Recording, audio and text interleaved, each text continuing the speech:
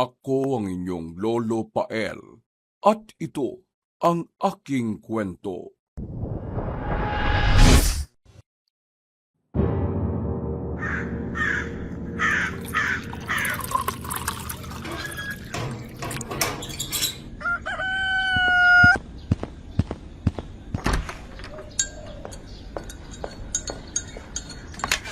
Oh, akala ko ba sa Makalawa ka pa uuwi?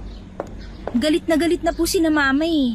Kaya pinabiyahe agad ako ni ate dito at baka kung ano pa raw ang magawa ni mama sa akin at sa bata. Ah, ganun ba?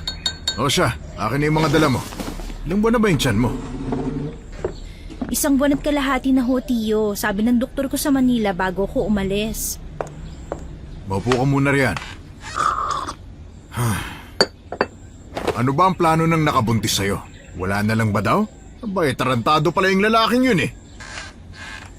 Ang sabi niya po, hindi raw sa kanya yung bata eh. Tapos ang dami ko raw lalaki.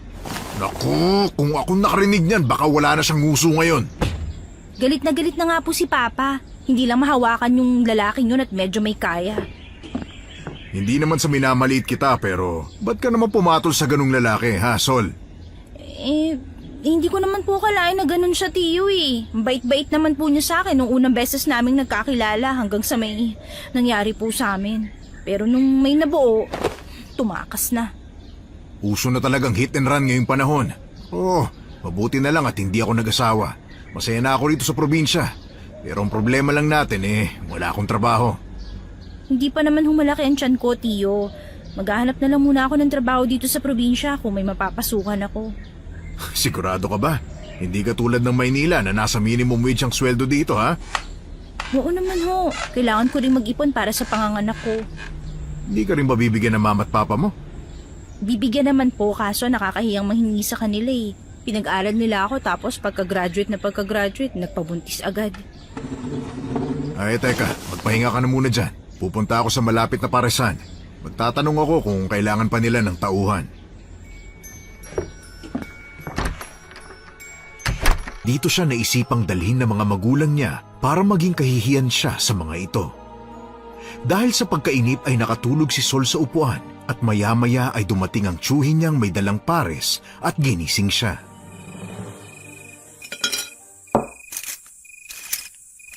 Oh, kumain ka muna. Eto, bumili ako ng pares sa kainan ni na Anton. May natitira pa naman akong 100 dito. Ay naku, hindi na po sana kayo nag-abala, Tiyo. Ginawa ko lang namang rason yan para makapagtanong kung naghahanap ba sila ng trabahante.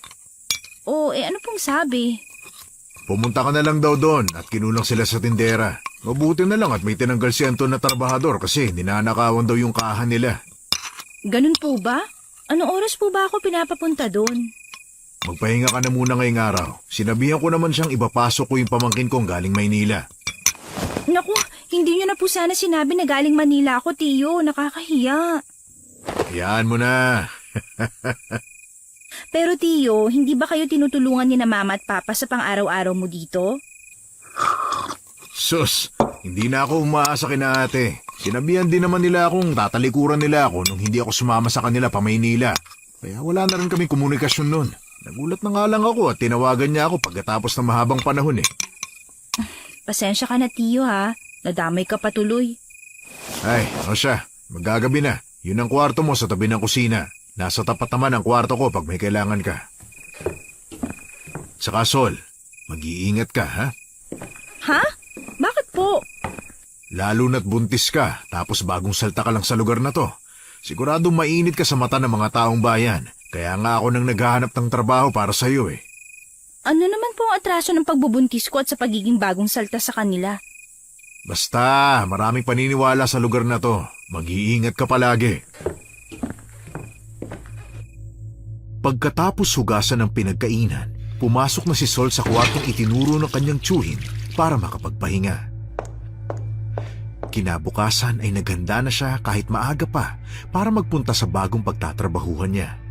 At habang naglalakad siya papunta sa paresan, napansin niya na kakaiba ang paligid.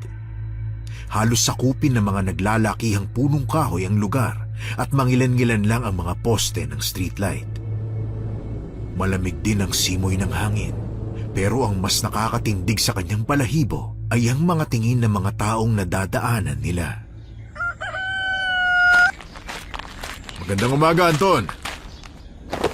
Kahu pala, Mang Lando. Ang aga niyo ho, Hinatid ko kasi itong pamangking kong sinasabi ko sa iyo kahapon. Siya yung mamamasukan sana dito sa paresan mo. Sinamahan ko na at alam mo naman ang mga lalaki sa lugar na to. Stricto pala ang isang Mang Lando, ha? Magandang umaga, miss. Ako nga pala si Anton, ang may-ari ng paresan na to. Magandang araw rin po. Ako naman si Sol. Huwag po kayong mag-alala. Nakapagtapos naman po ako ng kursong business management sa Manila. Oo. Huwag mo nga akong tawagin po at 30 pa lang naman ako. Nauna ka lang pala sa akin ng 5 taon. Mukhang nagkakamabutihan naman pala kayong dalawa. Iiwan na kita, Sol, ha? Pupunta pa ako sa sabungan ngayon, eh. Yung mga bilin ko, huwag mong kalilimutan, ha? Dalhin mo rin tong flashlight ko kung sakaling gabihin ka mamaya. At huwag kang makikipag-usap sa kung sino-sino, ha? Diretso ang uwi. Oho, Tio. Mag-iingat din po kayo. O ano, pumasok na tayo sa loob?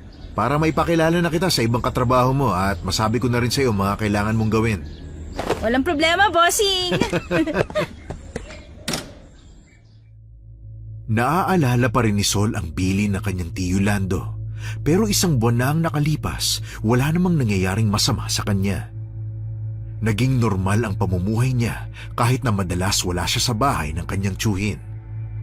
Tanging ang amo na si Anton lang na may-ari ng paresan ang naging kaibigan niya. May ilang sumubok na makipaglapit at ang karamihan ay kalalakihan. Pero dahil liberated si Sol, hindi umubra ang mga hirit ng mga ito sa kanya. Hoy, Berting. Huwag mo akong iningisian dyan na parang asong ulol. Nakikita ko pa yung tinga mo sa ngipin mo, oh. Magbayad ka na. Naku, hindi pwede ang lista-lista. Pay as you order nga, eh. Oo. Tanghaling tapat na tanghaling tapat, eh. Tumataas ang dugo mo dyan kay Berting. Ito kasing lalaking to kung ano pinagsasasabi, eh. Mas malaki pa nga yung tiyan niya kaysa sa aking buntis, eh. Naku, Berting, pag ikaw isinumbong ko sa asawa mo, susugurin ka na naman ng itak. Kalma! Inabot na sa akin yung bayad. Para ka talagang Amazona. Sigurado ka ba sa Maynila ka galing, ha? Nababahag yung mga buntot ng mga lalaking lumalapit sa'yo, eh. Hay! Ewan ko ba sa mga lalaking yan? Kung hindi may asawa, yung iba, mas matanda pa kay Tio. Nandito naman kasi ako, eh. Ha? Ano yun, boss? Ha? Ang sabi ko, hindi ko nga alam na buntis ka kung hindi ko lang nakita yung tiyan mo, eh. Parang busog lang, no? Abala sa pakikipagkwentuhan si Sol kay Anton dahil wala namang masyadong kumakain nang may isang babaeng pumasok sa paresan. Tiningnan ito ni Sol mula ulo hanggang paa. Puno ng alahas ang katawan ng babae. Kumikintab din ang dalang bag nito na halatang mamahalin. Abala ang customer sa pagtingin sa menu at napapailing naman ang staff sa paresan habang kinikilatis ang babae. Ang mahal naman ng pares nyo. Sigurado ba kayong mas masarap to? Hindi naman ho siguro magtatagal ang paresan na to, ma'am, kung hindi masarap yung pares. Tinatarayan mo ba ako? Tinatanong niyo po ba yung sarili niyo?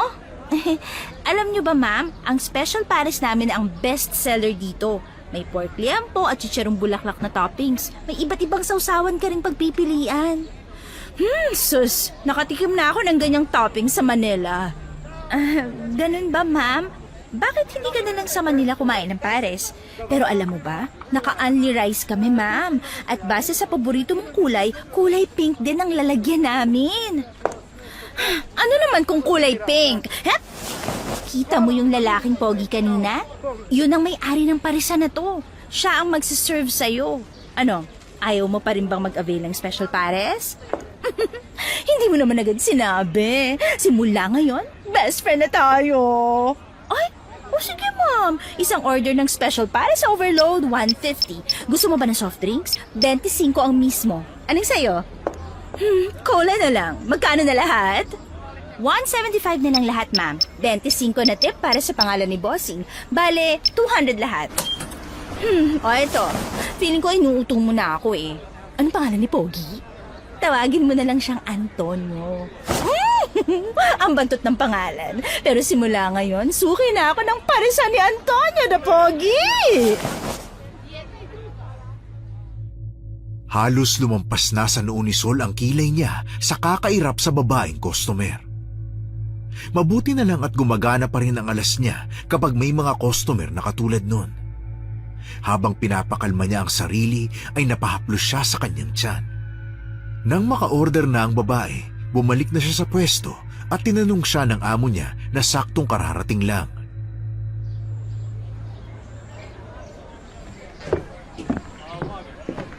Hoy, anong sinabi mo na namang pangalan ko sa customer, ha? Si Antonio! Malapit naman sa pangalan mo, boss eh.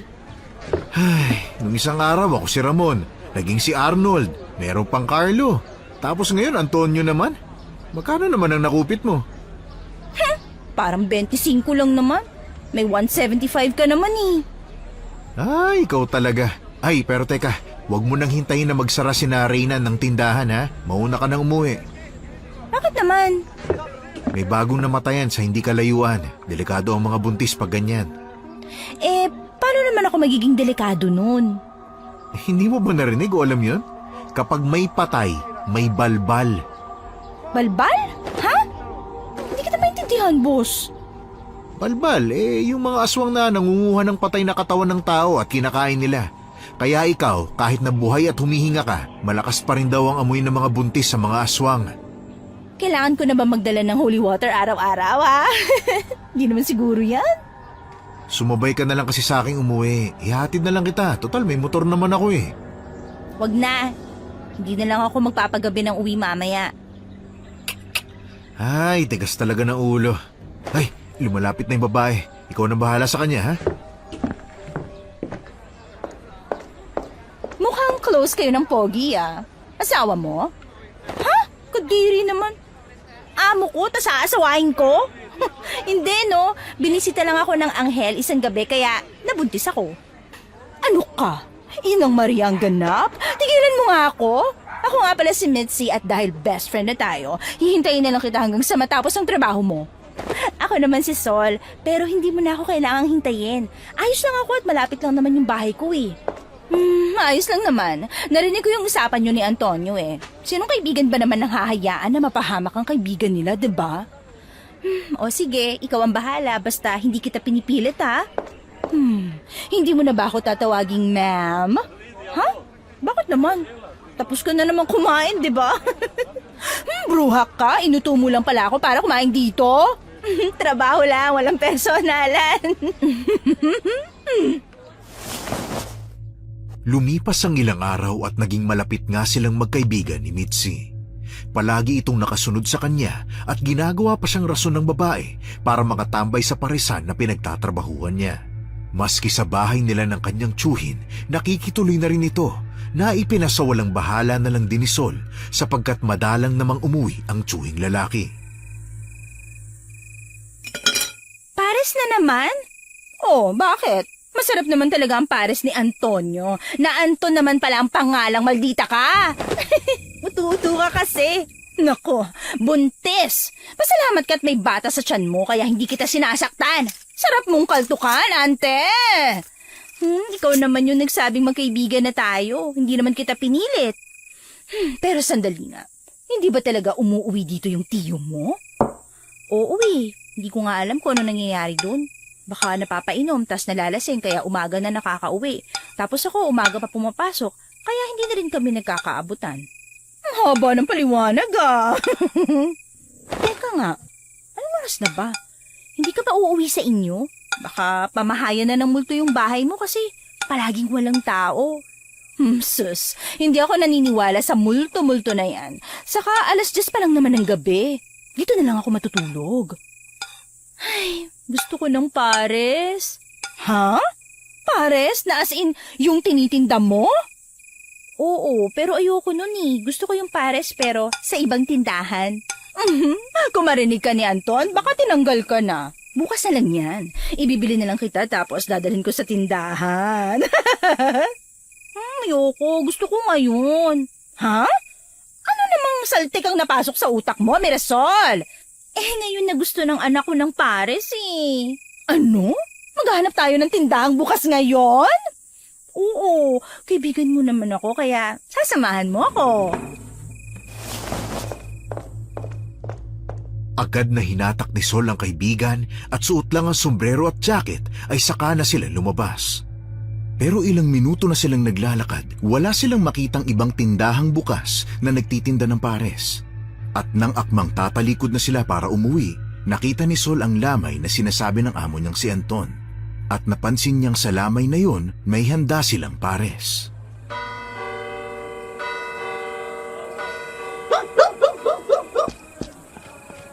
Ayoko, Sol.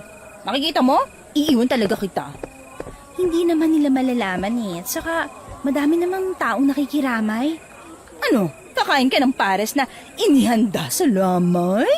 Bakit naman hindi? Baka marumi yung pagkakagawa nila. Hindi yan. Tara na. Kuya, 2 pong pares dito. Oh my God! Ngayon lang ako makikikain ng pares sa lamay. Shh, kami ingay. Baka mahalatang hindi tayo kilala ng pamilya ng namatayan. Pero, alam mo ba yung kinamatay ng nilalamayan natin? May oras ba ako makichismis sa ikinamatay ng kinainan natin ng pares, ha? Meron, at sasabihin mo yun sa akin. Ang alam ko lang nangihina na raw masyado ang lalaking yan, pero hindi pa namamatay. Nakakapagsalita pa nga Tapos isang gabi, habang natutulog daw yung buong pamilya, biglang may mga kaluskos silang naririnig, pero hindi nila pinansin. O tapos, ayun na nga, pagising nila, wala na siyang buhay. Kaya nga sinasabi ng mga mosang dito sa lugar natin, balbal daw ang may gawa. Balbal? Kakarinig ko lang dyan Nasabi na nga rin ni boss pero nakalimutan ko. Buntis things, alam mo na. Balbal, yung aswang na kumukuha ng mga patay ng katawan para kainin. Teka, hindi ko maintindihan. Ba't kukunin ng balbal yung taong nangihina lang at hindi pa naman patay? Di ba sabi mo, patay naman ang kinukuha nito? Ayan ba yung sinasabi ni Anton na aswang daw? Correct. At saka may kakayahan din yung balbal na higupin yung huling lakas ng may sakit para matsugi. Alam mo na, sino ba naman ang hihindi sa preskong karne? Teka, ikaw ba yung aswang? Ano? Bakit mo nasabi yan? Baka may makarinig sa'yo ha? Sasakalin kita. Ang dami mo kasing alam tungkol sa balbal-balbal na yan Tigilan mo nga. Narinig ko lang yung chismis sa mga bumibili sa paresan. Ipabalot na lang kaya natin to. Umuwi na lang tayo. Ay, sa wakas, buntis. Natauhan ka rin. Hindi man aminin ni Sol, pero nakaramdam siya ng kilabot sa kwento sa kanya ni Mitzi. Nang makarating sila sa bahay ng kanyang tiyuhin, hindi na rin siya iniwan ng kaibigan hanggang sa sumapit ang umaga. At sabay pa silang pumunta sa paresan. Pero habang paalis, nanunuot pa rin ang kilabot sa kanya na parang merong nakatingin sa kanya. Ngunit ipinasawalang bahala na lang ito ni Sol. Oh, ba't parang puyat na puyat kayong dalawa? Ito kasing si Sol, naglihi ng pares kagabi, pero ang gusto niya sa ibang tindahan. Nang wala kaming makita, ang ginawa, nakilamay ba naman para lang makakain ng pares na inihahain doon? Ang bibig mo, Mitzi, ang aga-aga. Ano? Nagpunta kayo sa lamay kagabi? Oo nga, paulit-ulit. Hindi niyo ba narinig yung balita? Nagkakagulo ngayon sa buong baryo. Hindi ako nakachismis kasi binantayan ko si Buntis at baka kung saan na naman magpunta sa 10 oras ng gabi. Pambihira. Balita to dun sa pinaglamayan nyo. Bakit? Ano meron? Mga bandang 3:00 daw ng madaling araw, nakaidlip yung bantay sa lamay kasi wala na raw tao. Ngayon, nung magising yung bantay at sumilip siya sa ataol, katawan na ng saging yung nakita niya. As in, nakita niya agad? Hindi ba kailangan ng albularyo para makita na hindi na pala totoong katawan yung nilalamayan? Ewan ko, pero palagi daw may baong holy water yung kapatid nung namatay. Kaya siguro naman. Kaya ikaw buntis, mag-iingat ka talaga. Lalo na ngayong totoo ngang may pagala-galang balbal dito sa atin. Oo nga. Kahit klase pa yan ng aswang na hindi trip ang buhay, basta buntis ka, delikado ka. Tinatakot niyo naman ako Hindi yan pananakot, Lukaret. Paalala yan sa'yo nang ingatan mo yung sarili mo. 2 na kayo ng bata dyan sa sinapupunan mo, ha? O siya, Palagi na kitang sasamahan sa inyo. Kahit magalit ka pa, final na.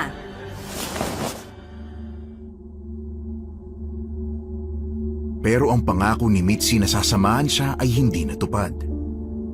Mag-isang umuwi si Sol ng gabing yun. Tahimik ang bahay at hindi pa rin nawawala ang pakiramdam niya na tila may nakatingin at nakasunod sa kanya. Ang ginawa na lang ni Sol ay magsarado ng bintana at pintuan.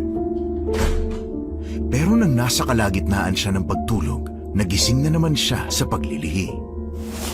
Agad siyang bumangon at lumabas para puntahan ang kaibigan. Pero habang naglalakad ay may naaninag siyang lalaki sa kalayuan. Sa pag-aakala niyang tiyuhin niya ito, ay nilapitan ito ni Sol. Tio Lando, bakit ngayon lang kayo umuwi? Ilang araw ka na pong wala sa bahay ah. Uy Tio, may hinihintay po ba kayo? O hindi kayo pumapasok kasi sinaraduhan ko lahat ng pinto at bintana? Tio, may hinihintay ka po ba? Wala naman. Ganun po ba? Aalis na po muna ako. Aalis? Ba't hindi mo muna ako samahan sa hapunan ko? Hapunan? Tapos na po ako. Sige na, sandali lang naman ako kakain eh. Hindi na po, Tio. Ayaw mo bang pagbigyan ng tiyo mo? Teka, ikaw ba talagang ang Tio Lando ko? Bakit? Ikaw naman ang tumawag sa akin na tiyo, di ba? Ba't hindi mo tingnan at lumapit ka dito? Sino ka? Anong kailangan mo? Sino pa ba? Eh di yung nakakita sa akin.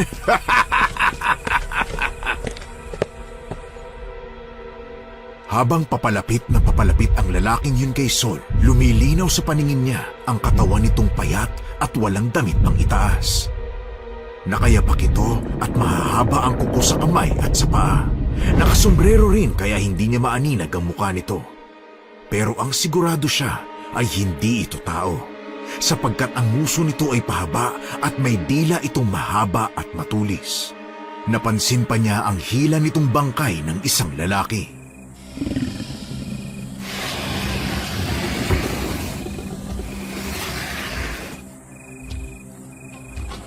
Hala, nakakatakot naman ang isang yan. Kailangan ko nang umalis dito. Naku po, tumatawa pa siya na nakakakilabot. Ano ba klaseng nilalang yan? Layuan mo ako! Hindi ko naman sasabihin na nakita kita. Hindi ako tanga!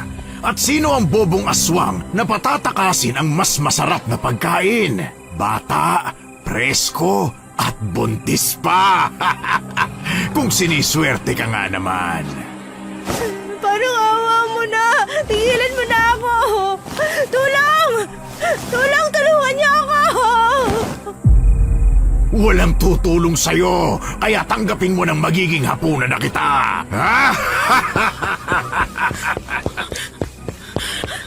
Mitzi! Mitzi!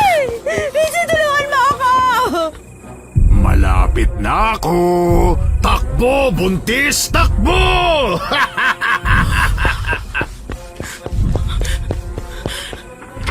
Mitzi, tulungan mo ako! Tao po! Tao po!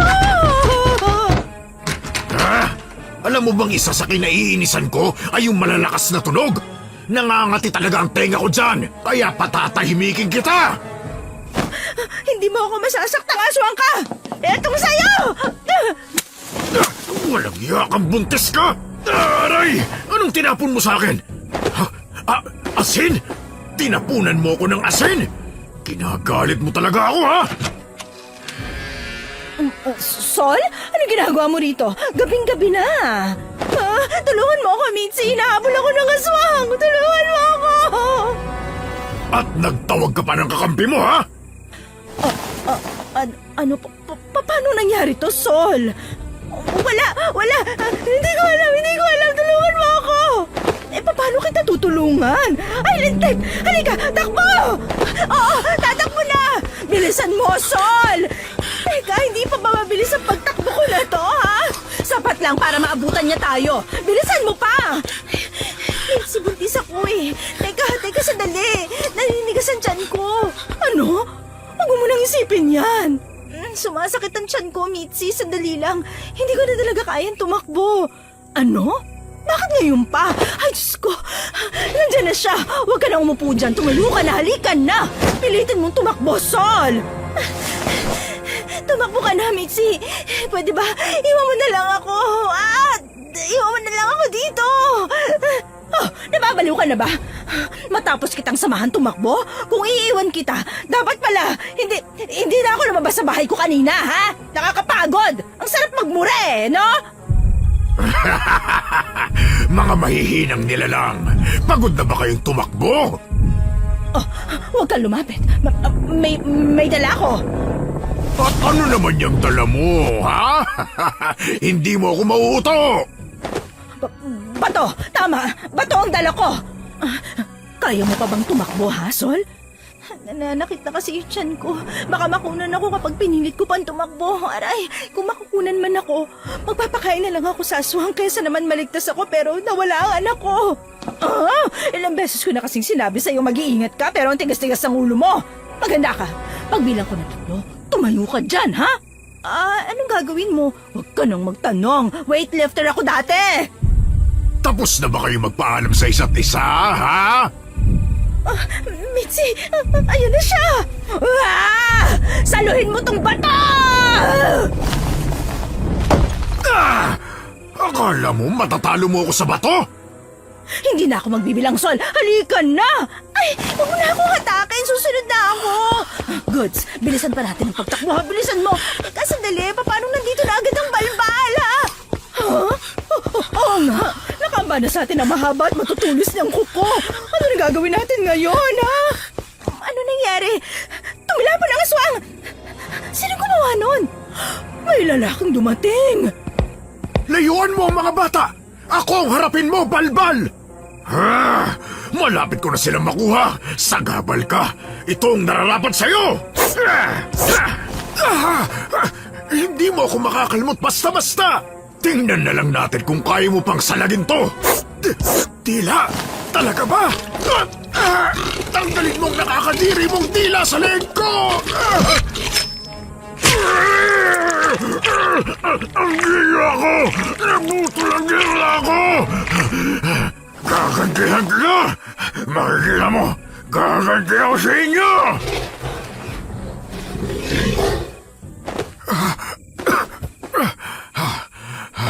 Ayos lang ba kayong dalawa? Ibaba mo na ako, Mitzi. Ikaw po, ayos ka lang ho ba, Manong?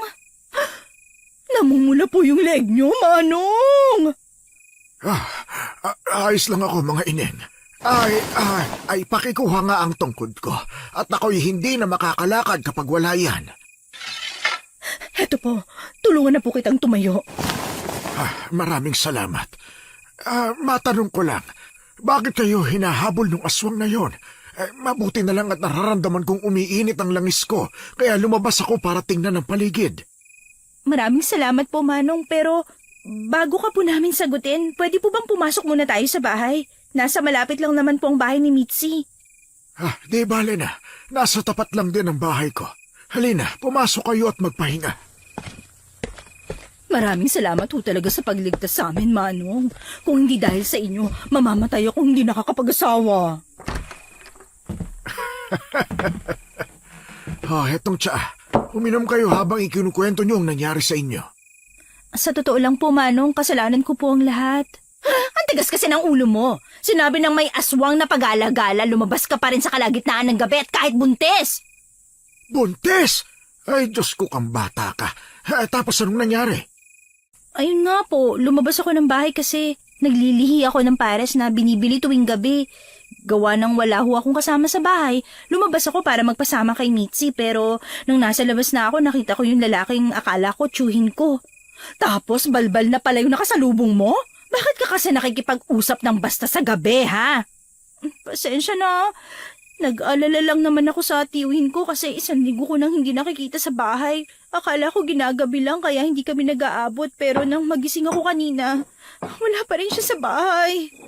O siya, huwag ka nang umiyak. Ako na ngayon nag-aalala sa'yo pero sa akin ka pagalit.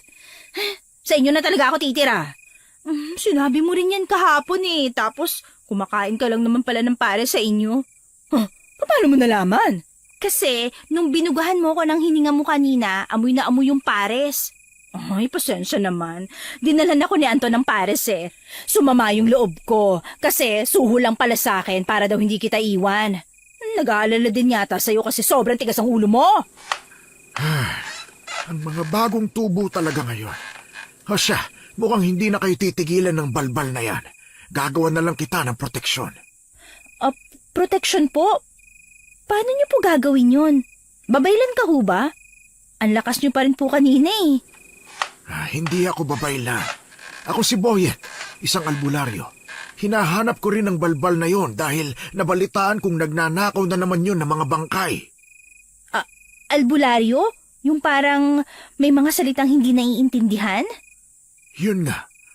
Hoy ikaw Ineng na maraming alahas, tulungan mo akong maghanda.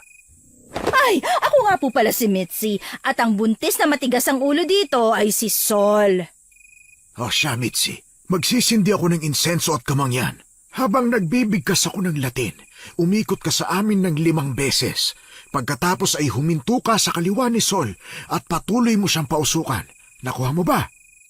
Ikot 5 beses, hinto kaliwa, pausok. Nakuha ko na po Manong Boyet. Simulan na natin. Ikaw naman Sol, umupo ka lang dyan. Hindi na nakuha pang sumagot ni Sol nang makita niyang kumuha ng 3 malalaking kandilang itim ang matanda. Sinindihan ito ng matanda sa paligid niya. Pagkatapos ay kumuha ito ng palangganang stainless at nilagyan nito ng bato na sa tingin niya ay insenso at 3 piraso rin ng batong itim na sa palagay ni Sol ay ang kamangyan na tinutukoy ng matanda. Maya-maya pa nang umusok ang mga bato, saka na umikot si Mitzi sa kanya at palakas ng palakas ang pagbigkas ng matanda ng mga salitang hindi niya naiintindihan. Ang hangin sa loob ng bahay ay palakas ng palakas din, pero ang sindi ng kandila ay hindi namamatay hanggang sa matapos na si Mang Boyet sa kanyang ginagawa. Pansamantalang pagtataboy ng masamang enerhiya lamang ang ginawa ko. Heto, tanggapin mo itong pulsera, Sol. Ano ho ito? Naku, Manong Boyet, wala po akong pambayad sa inyo. Nagtatrabaho lang po ako sa parisan para makapag-ipon sa panganganak ko. Huwag kang mag-alala, libre na yan sa'yo. Yan ang pulseras na mutya ng bawang. Hindi tulad sa ibang mutya na nakakapagbigay ng lakas at liksi sa mga gumagamit nito. Ang mutyang yan ay pangproteksyon lamang. Pinabalaan ka niyan kapag may malapit na aswang dahil maghiinit yan. Hindi rin makakalapit sa iyo ang balbal dahil ayaw nito sa amoy ng bawang. Paano ho si Mitzi? Baka siya naman po yung balikan ng aswang. Huwag kang mag-alala, bibigyan ko siya ng Carmen. Salamat, Manong Boyet. Hindi nyo lang kami niligtas pero binigyan nyo pa kami ng proteksyon. Tatanawin ko yung utang na loob. Carmen na lang ang sayo, Iha. Alam ko namang hindi mo susutin kung alahas ang ibibigay ko sa'yo. Sa dami mo pa namang borloloy sa katawan. Ay! Salamat po talaga! Dito na muna kayo magpalipas. Nararamdaman ko pa kasi ang balbal na paikot-ikot sa bahay ko. Pero alam niyang hindi siya makakalapit sa akin ngayon. Dahil alam niyang marami akong sandata laban sa kanya. Kinabukasan ay hinatid sila ni Manong Boyet. Naglibot pa ang matanda para mag-inspeksyon sa bahay ng kanyang tiyuhin na hinayaan naman ni Sol. Nang makontento na ang matanda ay nagpaalam na itong umalis habang si Mitzi naman ay nagpaalam sa kanyang maliligo at kukuha lang ng ilang gamit sa bahay nito. Pero hindi pa siya nagtatagal sa bahay, may nakita na siyang patak-patak ng dugo papunta sa kusina. Dahan-dahan niya itong sinundan pero nagulat siya sa kanyang nadatnan. Ay! Ano ba yan, Sol? Ba't ka ba sumisigaw na lang ng basta-basta dyan? Pasensya na ho, Tiyo. Ikaw po pala yan. Paano ka nga po pala? Huwag ka na magtanong. Di ka naman makakatulong sa akin eh. Ba't pala wala ka dito kagabi? Paano niyo ho nalaman, Tiyo? Abay, nakita ko nakabukas yung kwarto mo. Nung isasarado ko sana, nakita ko namang wala ka sa higaan mo. Pasensya na ho, Tiyo. Nasa bahay lang po ako ng kaibigan ko kagabi. Kaibigan? Ayus-ayusin mo nga yung buhay mo, Sol. Buntis ka na nga't lahat-lahat nakuha mo pa rin maglakwat siya. Huwag mong isipin na porket wala dito ang mga magulang mo, magagawa mo na lahat ng gusto mo, ha? Oo, Tiyo. Pasensya na po. Hindi na mauulit. Magsabihan mo yung kaibigan mo, ha? Baka hindi ka pa nanganganak dyan kumikiringking ka na naman. Hindi naman ho ganon, Tiyo. Babae po yung kaibigan ko. Sinisigawan mo ba ako? Huwag na huwag mo akong pagtataasan ng boses, ha? Pinapatira lang kita ng libre dito sa pamamahay ko. Aray! Tiyo, masakit na po yung panga ko.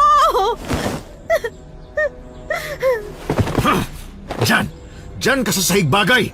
Kung namalandi ka, hindi ko malaman kung bakit sa akin ka itinapon. Huwag kang aalis ng bahay mamayang gabi, ha?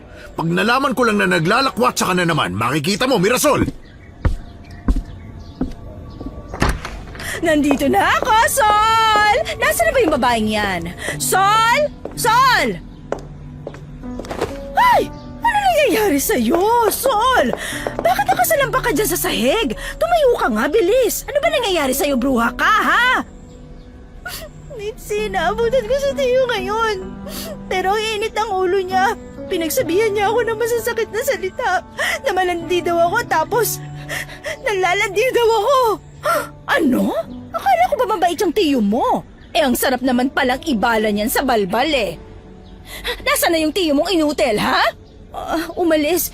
Hindi ko alam kung saan pumunta Shh! Tahan na. Halika, umupo ka muna rito. Huwag ka nang umiyak dyan. Dahil lang ba dyan sa tsuhin mo? Tama na. Baka mapano si baby. O ito, uminom ka muna ng tubig. Salamat, Mitzi, Bago lang tayong magkakilala pero hindi mo ako iniwan. Ano ka ba?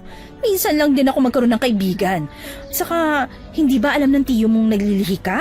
Abay, magtatatlong buwan pa lang yung tiyan mo Normal pa na maglihi ka niyan. Hindi O siya, huwag ka na munang pumasok ngayon. Sasabihan ko na lang si Anton na magpapahinga ka. Alam ko namang puyat ka kagabi, tas ito pa yung aabutan mo sa inyo. Dahil sa pag-aalaga sa kanya ni Mitzi ng araw na yon, hindi na malaya ni Sol na nakatulog siya. Paggising niya ay agad siyang naglinis ng katawan.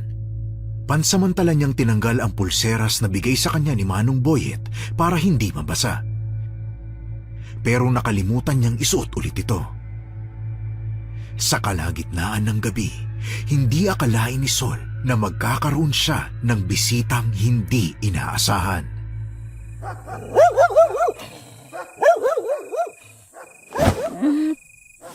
Mitzi, ano ba? Nakikiliti ako. Ano ba? Huwag mong galawin yung tiyan ko. Isang himas pa, Mitzi. Naku, talagang susuntukin. Dila! Mitzi!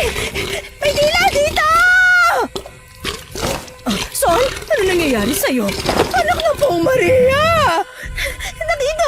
Nakita mo ba yung dila? Oo, halika na. Huwag ka nang manatili dyan sa higaan mo. Bilis, halika na. Di ba binigyan na tayo ng proteksyon ni Manong Boyet? Paano nagawa pa rin tayong sugurin, ha? Nasaan na? Teka, nasaan na yung ano mo? Anong tawag dito? Ano ba yun? Yung kwintas. Pulseras. Nandito. Nawawala. Mitzi! Nawawala! Ano? Anak ka ng nanay mo? Nasaan mo nilagay, ha?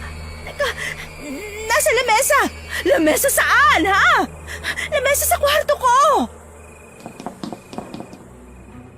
Habang natataranta si Sol, ay bumalik naman ang kaibigan niya sa kwarto para kunin ang naiwang mutya ng bawang. At habang wala ang kaibigan, rinig niya ang unti-unting pagtuklap ng yero sa tapat niya.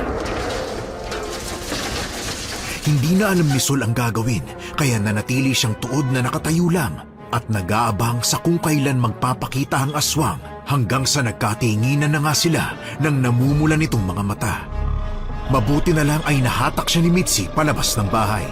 Habang tumatakbo sila palabas, ay isinusuot ng kaibigan sa kanya ang pulseras niya at malakas ang boses nitong pinagsasabihan siya. Kapag tayo mabuhay pa sa balbal na to, babatukan kita ng paulit-ulit. Ilang beses ko bang ipapaalala sa yung ingatan mong sarili mo? Pasensya na, hindi ko naman sinasadyang iwan eh. Kahit na, hindi mo na dapat hinuhubad kung maliligo ka lang. Yung pulseras ko nga na galing sa Bombay, ipinanghuhugas ko pa ng puwet ng kaldero. Hindi ko talaga sinasadya. Naku, ang sarap mong murahin, pero hindi ako marunong magmura. Ganito na lang. Mura, mura, mura! Nakakainis, nakakatawa ba yon, ha? Lintik! Mas madulas pa kayo sa mga bangkay! Kasi, buhay pa kami! Mitzi! Sol! Manong Boyet, scam ka! Sabi mo protektado na kami sa aswang, ba't hinahabol pa rin kami, ha? Kasi matigas ang ulo mo, hindi mo sinusunod yung mga bilin sa'yo. Sorry na. Hinahabol na naman kayo ng aswang! Halata naman ho, Manong Boyet. Tulungan niyo po kami. Ikaw na naman! Lagi ka na lang talaga kontrabida sa mga plano ko! Aba, ay hindi ko naman sinasadyang makasalubong kayong tatlo palagi! Namimiloso po ka ba, ha? Nanlaki lang ang mga mata ni Sol nang makita niya ang balbal na mataas na lumundag papunta kay Manong Boyet. Nakaamba ang mahahabang kuko nito para kalmutin ang matanda. Habang si Manong Boyet naman, kahit na matanda na, ay nagawa pa rin itong iiwas ang hawak na plastik na may lamang pares. Hindi na malaya ni Manong Boyet ang sunod-sunod na pag-atake ng aswang. Pumulupot ang mahabang dila ng balbal sa paa ng matandang lalaki at inihagis niya ito. Manong Boyet, ayos lang po ba kayo? Buntes, ba't ba bigla-bigla mo nalang tinatapan yung sarili mo sa panganib, ha? Bruha ka! Si Manong Boyet, baka napano na siya eh.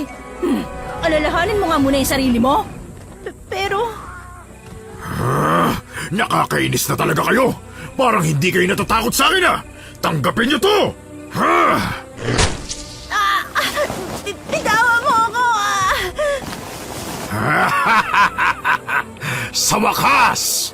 Tanggalin mo yung marumi mong kamay sa leeg ni Sol! Huwag kang mag-alala! Isusunod na kita! Ano ba, Manong Boyet? Ihiga ka na lang ba dyan? Tulungan natin si Sol!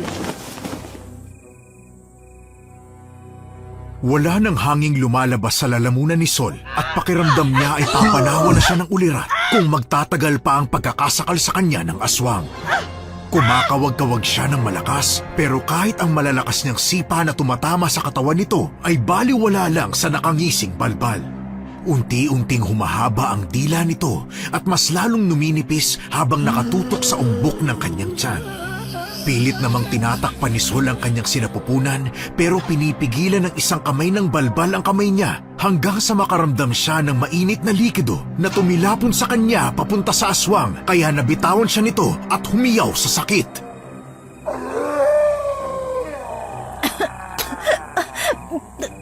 Takot siya sa pares? Halina kayo! Tumakbo na tayo habang nasasaktan pa siya! Mauna na kayo mga anak! Hindi na kaya ng tuhod ng lolo niyong tumakbo. Pipigilan ko siya habang tumatakas kayo. Ano? Hindi pwede, Manong. Tara na, aalalayan kitang tumakbo. Yung tungkod, nasa na yung tungkod? Nasusunog! Nasusunog ang katawan ko! Anong ginawa mo? Bakit takot kang masunog? Kampon ka naman ng kadiliman. Nitsi, mabuti siguro. Huwag mo na siyang galitin lalo. Mabuti pa nga. Halina kayo. Kampon pala ng kadiliman, ha? Makikita niyo ang isang kampon ng kadiliman! Anong ginagawa mo, Iha? Ibaba mo ako! Huwag ka nang magtanong, Manong! Hindi pa man sila nakakalayo ay naabutan na sila ng balbal.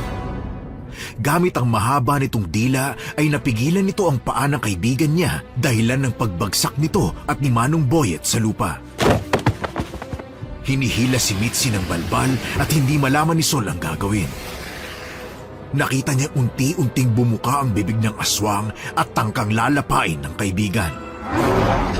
Agad siyang tumakbo papalapit sa balbal at sumigaw ng malakas. bigla namang nabitawan ng aswang ang kaibigan niya at napatakip ito sa tenga nito.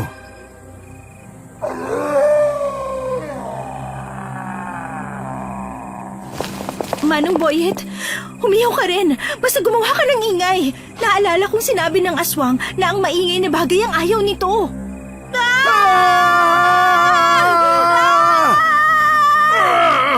Itigil niyo yan! Itigil niyo yan! Fetichata ng aswang na to ang manakal!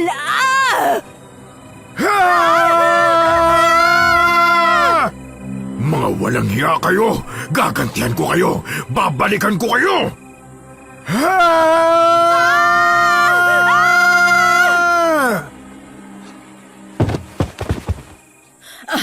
Ayos na, wala na yung aswang. Tumigil na kayo! Lintik! Muntik na akong layasan ng lalamunan ko Ayos ka lang ba, Mitzi? Oo nga, ayos ka lang ba ha? May masakit ba sa'yo? Oh, ang leeg ko, te. Hindi ganitong sakal ang gusto ko. Pambihira ka naman. Kaalis nga lang ng aswang Aswang na ikaw naman na may kasalanan kung ba't tayo hinabol. Pasensya na. Pero, Manong Boyet, ba't mo naman kami binuhusan ng sabaw ng pares? Hindi mo ba alam na maraming bawal ang pares? Pero hayaan mo na ang pares na yon. Umuwi na tayo. Aray ko, ang tuhod ko. Manong Boyet, kapag nakauwi tayo, pwede mo bang gawan ng paraan yung mutya ng proteksyon ni Sol, ha? Yung hindi sana natatanggal, tapos may lock, kasi isasaka ko sana sa kanya pag tinanggal niya pa. Sorry na nga, promise, hindi ko nauubarin. Habang pauwi sila ay akay-akay nila ang matandang lalaking nananakit ang tuhod. Napagpasyahan ng dalawa na samahan si Sol nung gabing yun sa bahay ng kanyang tiyuhin dahil baka bumalik ang aswang. Kinabukasan, matamlay na pumasok sa trabaho si Sol. Oh, anong nangyari dyan sa mukha mo? Para kang pinagsakluban ng langit at lupa. Hindi ako nakatulog ng maayos kagabi. Ha? Ba't naman? Di ba sinabi ko naman sa'yo na kapag may hinahanap kang pagkain, ayos lang naman na tawagan mo ako? Oh, eto gatas. Uminom ka muna, baka wala ng sustansyang nakukuha yung anak mo. Hindi naman sa naglilihi ako. Ano lang. Basta, may iniisip lang ako kaya ganito. Sino naman? Yung tatay ng anak mo? Bakit naman napasok sa usapan natin yung taong yun, ha? Sa kasino agad? Di ba pwedeng ano muna? Ano naman yung iniisip mo? Sikretong malupit. Oh, andito na pala si Mitzi Mitzi! Ayos lang ba yung leg mo? Namamaga pa pero ginagamot naman ni Manong Boyet. At nga pala, naayos ko na yung mga damit ko. Dadalhin ko na lang sa bahay nyo. Ha? Ba't naman dinala mo na yung mga gamit mo sa bahay niya na Sol, Mitzi? Anong meron? Magli-live-in na kami ni Sol. Ano? Biro lang, no? Ilang taon kong hinanda yung sarili ko para sa tamang edad ng paglandi. Tapos sa kapwa babae ko ako babagsak, ha? Ayos ka lang ba talaga, Sol? Sabi ko naman sa'yong tawagan mo lang ako kapag kailangan mo ng tulong, di ba? Ayos lang ako, no? Baka ikaw nga ang kailangan ng tulong, Na paano ka ba? Ba't parang napaso yung katawan mo? Ayos ka lang ba, boss? Ha? Ayos lang ako. Ano lang to, natalsikan ng mantika. Naku, dapat lagyan mo yan ng toothpaste. Toothpaste? Baka hugasan ka mo ng tubig para hindi ma-impeksyon. Huwag na kayong magtalo. Mabuti pa, mag-ayos na kayo ng gamit at kami na bahala rito sa tindahan. Kailangan na makauwi ng buntis at halata ng masyado yung tiyan mo. Hindi naman. Parang busog lang naman ako. Ayos siya. Kahit gusto ko pa makita yung pogi mo mukha, Anton. Pero kailangan na rin kasi naming umuwi ni Sol. Parang mag-asawa talaga kayo, ah. O sige, ingat kayo, ah. Pagkarating ni Sol sa bahay ng kanyang tiyuhin, ay nagpaalam saglit sa kanya ang kaibigan na mayroon daw ito munang kukunin sa bahay nito. Kaya mag-isa siyang pumasok sa loob ng bahay. Hindi naman niya inaasahan na ang unang bubungad sa kanya ay ang madilim na ekspresyon ng kanyang tiyuhin. Akmang magsasalita na sana siya nang sampalin siya ng matandang lalaki. dahil sa gulat ay napasalampak siya sa sahig at hindi makapagsalita. Sino yung kinakawain mo sa labas? Lalaki mo? Nagpapaligaw ka na naman ba sa kung sino-sino para lang may tumayong tatay dyan sa daladala mo? Ho? Hindi ho, Tiyo. Si Mitzi yung kinakawayan ko kanina. Sinungaling ka! Kaya ka nabubuntis dahil dyan sa katigasan ng ulo mo. Hindi po talaga, Tiyo. Maniwala ka. Dinala mo pa pala yung lalaki mo sa pamamahay ko, ha? Dapat pala pinagbabayad kita ng renta para sa pagtira mo dito, pati na yung sa lalaki mo. Akin na!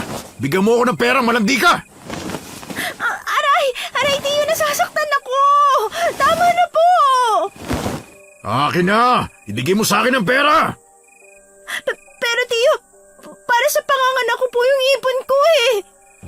Pweh! Parehas lang kayo ng nanay mo. Tanggap lang kayo ng tanggap ng libre.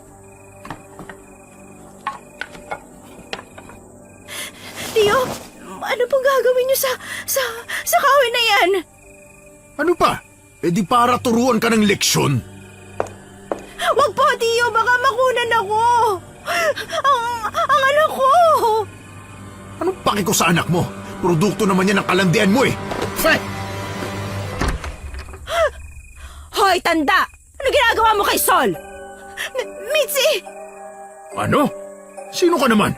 Wala kang pakialam kung paano ko disiplinahin ang pamangkin ko. Disiplina pa ba yan? Parang isasabak mo sa hazing eh.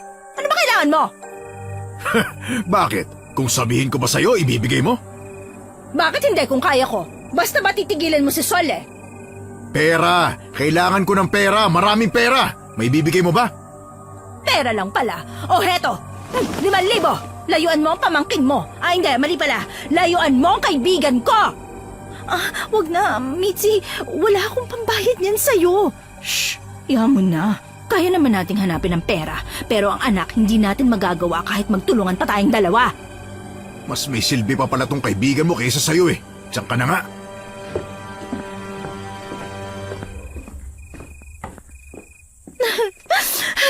Shh, wala na siya. Hayaan mo na yung baliw mong tsuhin. Salamat talaga, Mitzi. Hindi ko alam ang gagawin ko kung hindi ka dumating. Sol! Mitzi! Nasa loob ba kayo mga anak? Si Manong Boyet yun ah. Teka, diyan ka lang ha. Manong Boyet! Tuloy po kayo. Ba't ka po na parito? Gusto ko lang sana pag-usapan yung tungkol sa aswang. Oh, anong nangyari sa inyo? Inatake ba ulit kayo ng aswang? Hindi ho, Manong Boyet. Pasok ka ho. Sasaraduhan ko lang ang pinto at bintana. Hindi ho aswang ang sumugod sa amin. Taong baliw. Sumisinghot yata yun eh. Lakas ang tama. Aba, sino naman ang nanakit sa inyo? Namumula ang pisngi mo. Parang sinabunutan ka rin ah. Hindi ka ba marunong lumaban, anak? Hindi ko naman po kayang lumaban sa tiyo ko. Kahit naman ho paano eh, tiyo ko pa rin siya. Ayan ang problema mo. Kahit sinasaktan ka na, hindi ka lumalaban. Labanan mo. Aba, ang tapang-tapang mo nung una kitang nakita, tapos sa tiyo mo hindi ka makasagot, ha? May pag-alang pa rin naman ako sa magulang ko. Kung ganyang magulang ang meron ako, bahala na lang kaming maging ulila ng tuluyan. Sige na. Tumigil na kayo sa sagutan nyo. Bawal anong tawag nyo sa English yung namomroblema? Stress po. Ayun, stress. Bawal ma-stress ang buntis. Ano nang planong mo ngayon, ha? Hindi na muna ako siguro uuwi dito. Ano? Saan ka naman tutuloy? Sa bahay ko na lang. Parang hindi ko naman alam na may modus ka sa bahay mo. Modus? Ano namang modus yung sinasabi mo? May lalaki ka kayang bisita palagi. Gaga ka? Napaka-itsusera mo. Kapatid ko yun, no? Binibisita ako kasi pinapabalik na ako ng Manila ni na mama at papa. Ayoko nga eh. Oo nga pala. Ba't ka napadpad dito sa probinsya? Kasi yung mga magulang ko, pinipilit ako mag-asawa sa kung sinong lalaking gusto nila. Ayoko nga. Saka may tipo na ako ngayon. Nasa probinsya ko lang pala makikita ang tunay kong pag-ibig. Nabaliw ka na. Siya nga pala, Manong Boyet. Ano po yung tungkol sa aswang na sinasabi nyo? Gusto ko lang kasi kayong balaan na baka hindi na kayo tigilan ng aswang na yan hanggat hindi niya nakukuha yung gusto niya. So, ano magandang gawin, Manong. Mukhang hindi naman epektibo yung orasyon na binigay nyo. Tapos, kahit may mutsyada ng protection si Sol, hindi pa rin naman napipigilan yung balbal. Hindi nyo ba napapansin? Naapektuhan ng mutya ang balbal. Unti-unting nasusunog ang kamay niya kapag hinahawakan si Sol. Kaso kapag maraming bangkay, mas mabilis siyang makakapagpagaling. Ibig sabihin ho ba nun, kahit paulit-ulit natin siyang itaboy, babalik at babalik pa rin po siya? Ganun na nga. Kaya ho pala kahit naputo lang dila niya nun, himalang humaba na naman ito. Ano pong gagawin natin, Manong Boyet? Di ba nakuha nyo naman siyang itaboy gamit ang ingay? Bakit hindi na lang tayo mag-ingay kapag pupuntahan niya tayo? Hindi ka naman nakakasigurong ligtas ka kapag nasaan yung tao ang aswang. Anong gagawin mo kung nag-anyong tao siya at hindi mo alam na aswang pala ang kausap mo? Ibig hubang sabihin, kailangan nating hanapin ang aswang na to sa anyong tao niya para mahuli natin? Tama, masyadong tuso ang mga aswang. Hindi natin sila basta-basta mahuhuli. Kailangan natin ngayon ay malaman natin kung sino sila.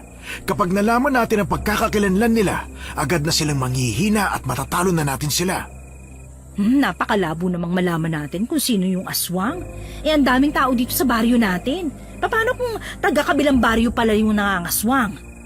Hindi malabo, pero sa ginawa natin ng nakaraan, nakalimutan nyo na bang galit ang aswang at magiging desperado na ito para makuha si Sol at ang bata sa tiyan niya? Ibig sabihin, lalapit at lalapit ang aswang, lalo na kapag nagtatrabaho si Sol. Pwede itong magpanggap na customer. Tumagal pa ang naging pag-uusap nilang tatlo sa kung anong gagawin hanggang sa magpasya si Sol na magpahinga na muna dahil sa pagod niya sa mga nangyari nung araw na yon. Laking pasasalamat niya nang walang kakaibang nangyari sa kanila nung gabing yun. Maliban sa paulit-ulit na ingay ng mga pusa sa paligid ng bahay nila. Pero wala ni isa sa kanila ang naglakas loob na sumilip dahil kumukulo rin ang langis ni Mang Boyet. Hudyat na hindi normal na pusa ang nasa labas. Grabe yung pusa kagabi. Halos hindi ako patulugin sa ingay. Mabuti na lang at wala sa ating naglakas loob na lumabas. Sa tingin ko ay hindi yun balbal. Ano ho? Hindi lang ho ba balbal ang aswang sa baryo na to? Sa kasamaang palad, hindi lang balbal ang pag-alagala tuwing gabi. Pero ang napapansin ko sa mga aswang, kapag teritoryo na ng isa, wala nang ibang klaseng aswang ang mangingialam dito. Bakit po merong ganong klaseng aswang kagabi? Sila ang kung tawagin ay danggab. Kaya nilang magpalit ng anyo at manloko ng mga tao. Mukhang bago pa ito rito, kaya hindi pa naging agresibo. Diyos ko, hindi pa nga tapos sa problema sa balbal. May danggab naman. Huwag kayong mag-alala. Hindi naman magtatagal ang danggab dahil malakas na ang presensya ng balbal dito. Ang pagtuunan nyo na lang ng pansin ay ang mahanap kung sino ang balbal. Paano ho, Mang Boyet? Aalis muna kami Papasok na rin muna ako sa trabaho at magpapaalam kay bossing na doon na muna ako titira sa tindahan pansamantala. Nang makarating sila sa Parisan, ay laking gulat ni Sol na tahimik ang lugar. Wala ni isang tao at customer na makikita. Hindi naman siya nag-alinlangang pumasok. Naabutan niya si Anton na namimilipit sa sakit habang pinapalitan ng benda ang nasa kamay nito. Akmang lalapit na sana siya pero hinawakan ng mahigpit ni Mitzi ang braso niya. Wag! Kinakabahan ako sa hangin ng Parisan. Parang nakakakilabot. Ano ka ba? Kinakabahan ka lang kasi nakasagupa pa lang ulit natin yung aswang. Hindi talaga Ang sama ng kutob ko. Sol? Mitzi? Bakit kayo nandito? Ano pa ba, boss? Di magtatrabaho. Ba't pala walang tao? Nasaan yung ibang trabahador? Oo nga pala. Pasensya na at hindi ko kayo nasabihan Mukhang nakalimutan kang daanan ni Mang Cardo. Na-aksidente kasi ako kahapon kaya hindi na muna sana ako magbubukas ng tindahan. Ha? Ganun ba? Magpapaalam din sana ako na dito na muna ako tutuloy kung pwede. May problema lang kasi ako sa bahay. Ganun ba? Pwede ka naman dito. Walang problema. Iiwan ko lang yung susi sa'yo. Talaga? Maraming salamat, boss. Walang problema. Basta ikaw. Oh, ba't parang babalatan mo ako ng buhay, Mitzi? Na paano yung kamay mo? Ha? Napaso ng tambutso. Natumba kasi yung motor na minamaneho ko eh. Talaga ba? Ba't naman mapapaso ng tambucho kung ikaw yung nagdadrive? Kasi nahawakan ko? Ano ba yung mga tanong mo, Mitzi? Nga pala, Sol. Hindi ako makakapasok ng ilang araw, ha? Ang sama ng pakiramdam ko eh. Uy, bakit ganun yung trato mo kay Anton, ha, Mitzi? Hindi mo ba napansin? Ha? Ang alin? Wala naman ako napansin kakaiba sa lalaking yun, ha? Hindi mo ba nakita yung parang sunog niya sa kamay? Hindi mo ba maalala yung sinabi ni Manong Boyet na nasusunog yung kamay ng aswang? Ha? Ang ibig sabihin, si Anton, aswang? Hindi na parang oo, kasi naisip ko lang yung isang gabi na inatake tayo ng aswang. Tapos parang napaso rin yung katawan ng balbal dahil sa ginawa ni Manong Boyet. Oh, bakit? Anong meron doon? Hindi mo ba get, Sol? Kinabukasan na mangyari yun, pumasok si Anton na marami ring lapnos sa katawan niya. Pagkatapos, bigla na lang siyang gumaling. Hindi pa naman natin masasabi na siya yung aswang hanggat wala tayong ebidensya. Paano kung harapin siya ni Manong Boye tapos hindi pala siya yung aswang? Ano na lang ang mangyayari sa matanda? Pero hindi ko naman sinasabi na mali ka, ha? Wala namang mawawala sa atin kung mag-iingat tayo. Anong gagawin natin? Total, dito naman na ako titira. Bakit hindi tayo mag-imbestiga muna? Ipapahamak mo na naman yung sarili mo eh. Hindi sa ipapahamak. Kailangan nating mag-obserba bago muna kumilos. Obserba? Kumilos? Saan ba kayo pupunta? Anton! Grabe maka, Anton ah.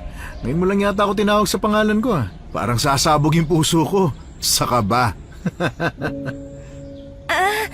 May pinag-uusapan kasi kami ni Mitzi. Oo, tama. May pinag-uusapan lang kami. Ganun ba? Dapat ba hindi ko marinig? Hindi naman. Di ba, Mitzi? Hindi ka naman dapat bigla-biglang sumasagot sa usapan ng iba. Uy, Mitzi! Oo na. Mukhang bad mood si Mitzi ah. Pero total, nandito naman na kayo. Magbubukas na lang ako ng paresan para hindi sayang yung kita ngayong araw. Nagbukas nga sila ng paresan maghapon. At dahil walang trabahador na pumasok, si Anton ang nagluluto habang si Mitzi naman ang nagbibigay ng mga order at si Sol naman ang tindera. Nang sumapit ang hapon ay sabay-sabay silang napaupo sa pagod. Napansin naman ni Sol na panay ang bahing ni Anton, sabay kamot sa namumula nitong muka.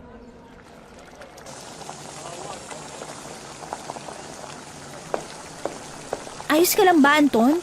Sobrang pula ng mukha mo eh. Sobrang sama talaga ng pakiramdam ko eh. Maiwan ko na muna kayo ha. Kailangan ko na umuwi eh. Ayos ka lang ba rito, Sol? May kumot at unan doon sa kwarto ko ha. Baka gusto mong gamitin. Bakit hindi ikaw ang gumamit, Anton? Samahan mo na lang kami dito sa tindahan para may mag-alaga rin sa'yo. Ayos lang ba sa inyo? Babae kayo at lalaki ako. Baka hindi kayo makatulog ng maayos. Hindi. Ayos lang talaga sa amin. Dalawa naman kaming babae eh. At saka, hindi mo ako kaya, no? Sigurado ba talaga kayo? Ikaw, Sol, ayos lang ba sa'yo? Oo naman. Kung ayos lang kay Mitzi, bakit naman hindi, di ba? Pero ayos ka lang ba? Gusto mo ba na ipagluto kita? Uy, talaga? Ano naman yung lulutuin mo? Ano pa bang meron? Di pares. Yun lang naman yung pagkain meron dito sa paresan eh. Sol, tulungan na kita. Ako na maghahanda ng pares. Sige, kukunin ko yung bawang. Lalagyan natin ng maraming bawang. Hala, sobrang dami naman yan. Baka naman makahalata siya. Hindi naman delikado sa normal na tao ang bawang. Kung normal na tao siya, wala mangyayaring masama sa kanya. Pero kasi, hindi na normal ang dami ng bawang na nilagay mo. Di, ilagay natin sa ilalim para hindi niya makita. Ang mahalaga, matikman niya kahit ang sabaw. Kasi nasa sabaw na ang lasa ng bawang. Mitzi, parang iba yung nararamdaman ko eh. Huwag na lang kaya nating ituloy ang balak natin. Ano ka ba? Nandito na tayo ah. Hindi ko lang kasi maiwasan ang kutuban eh. Parang may hindi maganda mangyayari kapag tinuloy pa natin to. Hindi, Sol. Binigay na tong pagkakataon sa atin. Ba't pa natin sasayangin? Kung hindi siya mag-react sa bawang, di hindi siya yung aswang. Paano kung mag-react? tapos biglang naging aswang. Anong gagawin natin? Binigyan ka naman ng langis ni Manong Boyet, di ba? Eh di gamitin natin para makatakas. Boo! Ay! Puwet ka ng baka! Ba't gulat na gulat ka naman, Mitzi? Ang tagal nyo kasi sa kusina nabagot na ako sa kakahintay. Ano? Handa na yung pares mo. Sa lamesa ka na lang siguro maghintay at ihahanda ko na to. Yun, salamat ha. Ang bango at mukhang masarap ha. Saan ka natuto magluto ng pares? Oh, ito kutsara. Kain ka na maigi para gumaling ka na. Salamat. Malaki ang pagkakangisi ni Sol dahil kampante siyang hindi si Anton ang aswang at magana namang kumain ng lalaki. Akala niya ay tuloy-tuloy na pero ang hindi niya inaasahan ay nang bigla itong tumigil at mabitawan ang hawak na kutsara at dumikit ito sa kanyang dibdib. Kita rin niya ang namumulan nitong muka at malalaking pantal na tumubo sa kanyang katawan at mukha siyang nasasaktan. Hindi maiwasan ni Sol na kabahan pero ang hindi niya inaasahan ay ang biglang paghiyaw ng kaibigan niya dahil sa tuwa na may epekto ang pagkain kay Anton.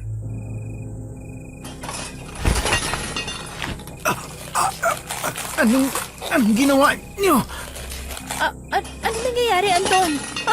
Aha! Sinasabi ko na epekto talaga sa kanya yan. Anong ginawa niyo?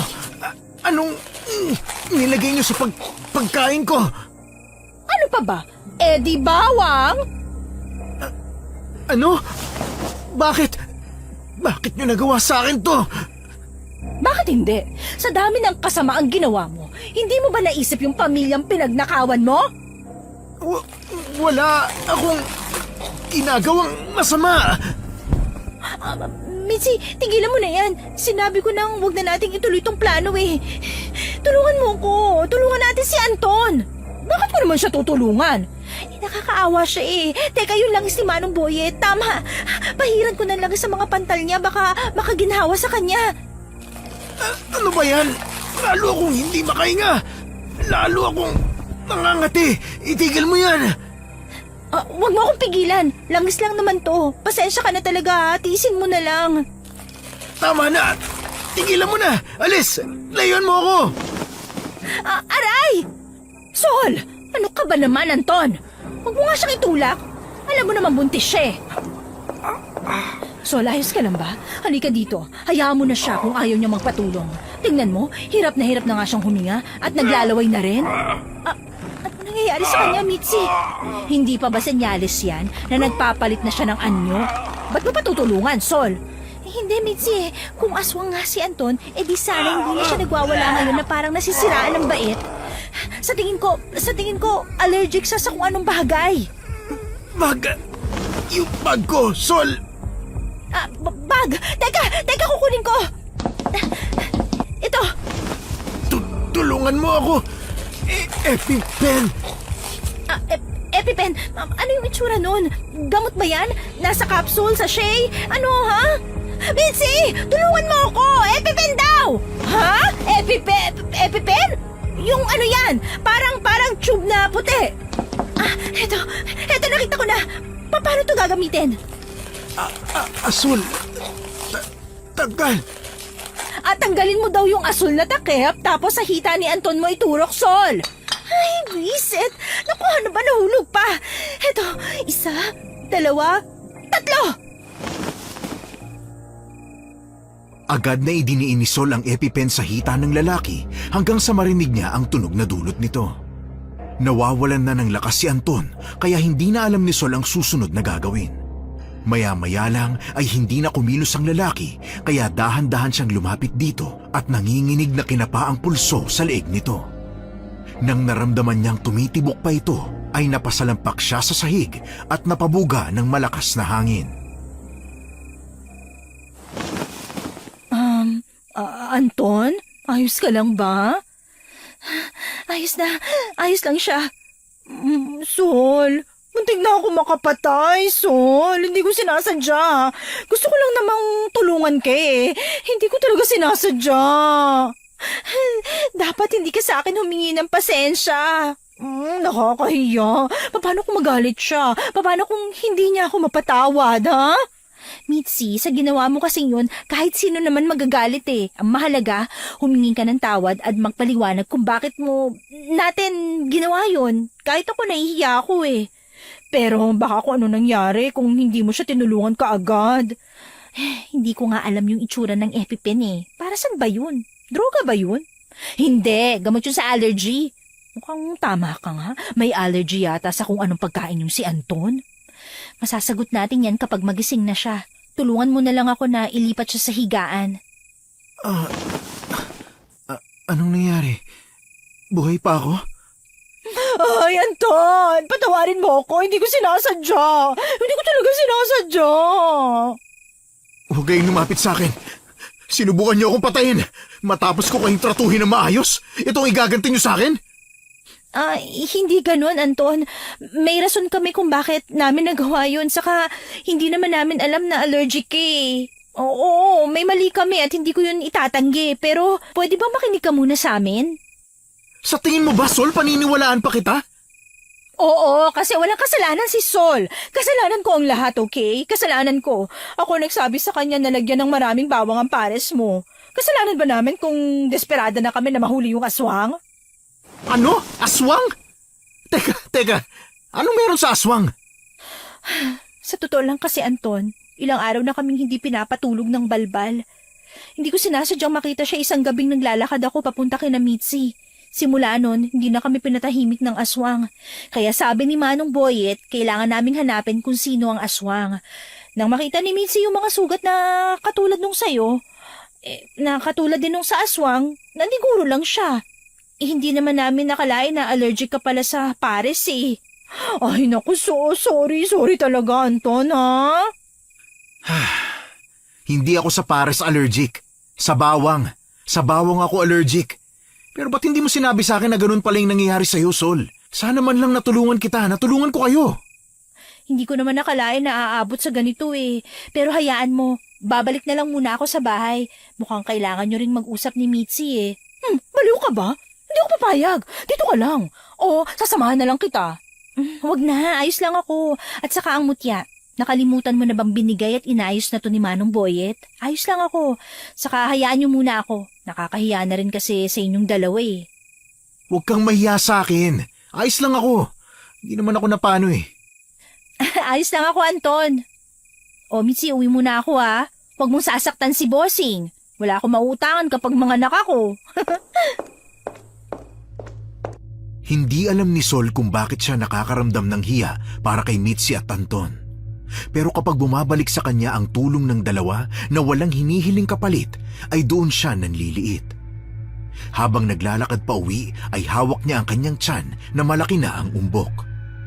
Sa awa ng Diyos ay walang nangyaring masama sa kanya, pero laking pagtataka niya nang makita ang bahay na maliwanag, hindi tulad ng iwan niya itong nakasarado. Habang papalapit siya ng papalapit, naririnig niya na parang may nagluluto sa loob. Agad niyang hinawakan ng walis tambo na nakasandal sa pader at dahan-dahang naglakad papasok. Nang makalapit siya sa may bandang kusina nila na kurtina lang ang nakapartisyon, ay inamban niya agad ito ng palo. Pero huli na ang lahat nang makita niyang ang kanyang tiyo Lando pala ang napalo niya. Tiyo, ikaw po pala yan. Pasensya na po. Hindi ko sinasadya, Tiyo. Tiyo, huwag niyo ako saktan. Tiyo? Ano ka ba? Ayos lang ako. Saan ka ba nagpunta at hindi kita mahanap sa buong bahay? Ha? Ano po? Ba't gulat na gulat ka? Ang sabi ko, saan ka galing at ngayon ka lang ka ako? Nagluto ako ng ulam, baka gusto mong kumain. Sa labas lang ho, may pinuntahan lang ako. Saka, hindi pa po ako gutom. Alam kong gulat ka pa sa nagawa ko kanina. Pagpasensya mo na si Tiyo, ha? Masyadong pagod lang ako at madaming iniisip. Kaya hindi na rin ako nakakauwi ng bahay madalas. Pero ngayon palagi na ako nasa tabi mo, ha? Aray! Ano yan? Po? Pulseras po nabigay sa akin ng kaibigan ko. Paano ho kayo, Tiyo? Natuso ka ba? Sino naman na nagbigay niyang walang kwentang pulseras na yan? Tanggalin mo nga yan! Ay, hindi ko na ho matatanggal, Tiyo. Hindi ko kasi alam kung anong ginawa niya sa pagbuhol eh. Bukas ko na lang po uhubarin. Para saan ba yan? Pangontra daw po sa aswang. Huwag kang magpapaniwala sa mga nagpapanggap na albularyo, Sol. O siya, kumain ka na lang at ipinaghanda na kita. Maliligo na muna ako. Nagtaka si Sol sa biglang pagbait ng kanyang tiyuhin. Matapos siyang gulpihin ay parang anghel na ngayon. Pero maya-maya na may magagalit na ulit. Nang makaalis ang kanyang tiyuhin sa kanyang harapan, ay agad niyang pinulot ang kutsara at platong may kanin, saka ito inamoy. Dahil masela ng kanyang pangamoy, halos bumaliktad ang sikmura niya dahil sa kakaibang amoy na nanunuot sa kanyang ilong. Agad siyang tumakbo sa lababo at nagsuka.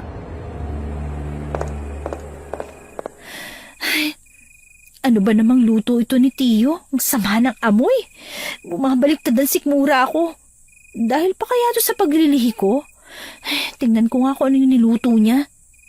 Papakialaman ko na. Timplahan ko na lang uli para sumarap. Ano to? Ano tong nakahalo sa niluto niyang pares? Teka, mataba to ng tao? Hindi. Baka naman sa baboy o baka. Kaso hindi talaga. Mukha talagang mata ng tao ang sahog ng pares niya. Hindi lang ang mata nilagay niya. Meron pa mga daliri. Ay, Diyos ko! Ano tong ginawa ng Tiyo? Sinubukan kong maging mabait at tratuhin kang tama, Sol. Pero hindi ko naman inasahan na hindi ka pala makukontento sa kung anong ipinakikita ko sa'yo. Anong ibig sabihin nito, Tiyo? Bakit namumula ang mata mo? Hindi mo ba talaga alam? O nagmamaang-maangan ka lang?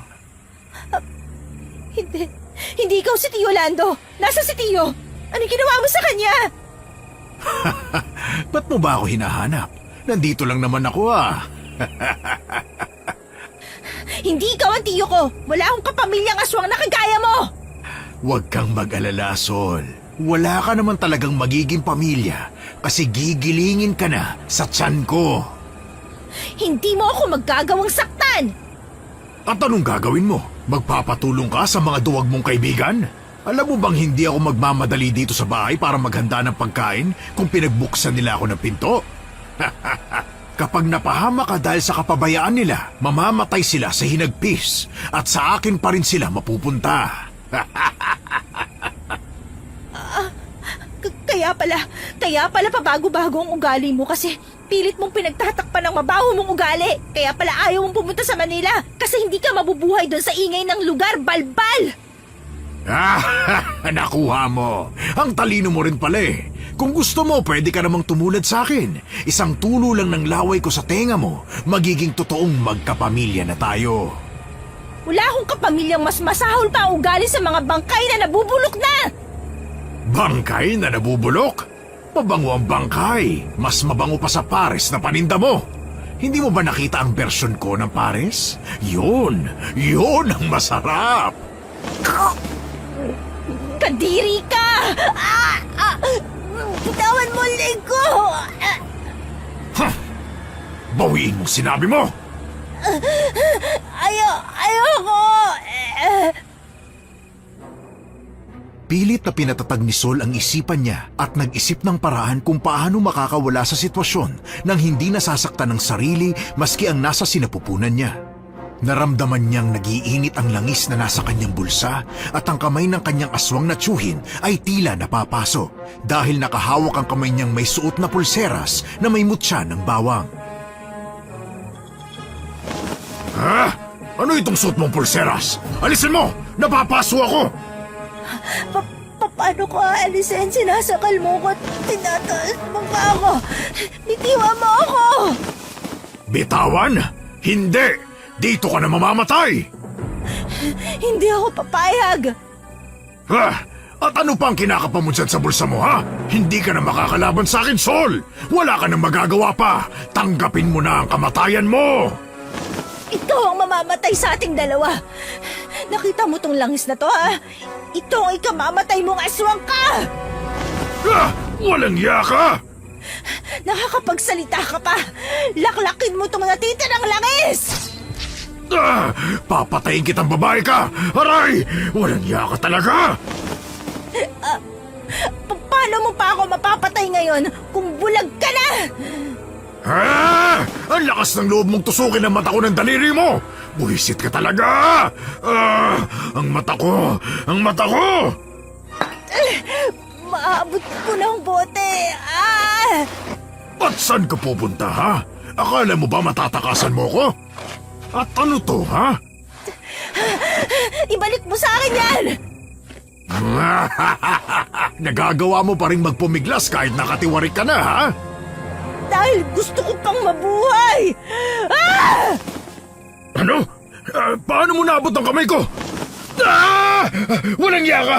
Huwag mong kagatin ang kamay ko! Di mo ako utusan! Aray! Ang langis! Hindi ka na talaga makakalabas ng bahay na to ng buhay! Papatayin kita at kakainin ko ang bangkay niyong dalawa ng anak mo! Magiging abo ka muna bago mangyari yon! Agad na inabot ni Sol ang bote ng langis pero dumulas na naman ito sa kamay niya dahil sa kaunting natapon dito. Akmang pupulutin na niya ulit yon nang maramdaman niyang biglang humapdi ang likod niya at nang lingunin niya ito ay nakaamban na naman ang aswang niyang tsuhin para kalmutin siya. Swerteng nakapan niya ang bote ng langis at nabuksan niya kaagad ang takip nito dahil nakaangat na ng kaunti. Pumikit siya bago persang isinaboy ang langis sa mukha ng aswang. Tunog na parang piniprito ang naririnig niya at nang tingnan niya ang nangyayari ay nakita niyang nasusunog ang mukha ng kanyang tsuhin kaya nagmadali na siyang tumakbo palabas. Hindi alintana ang likod niyang humahapdi.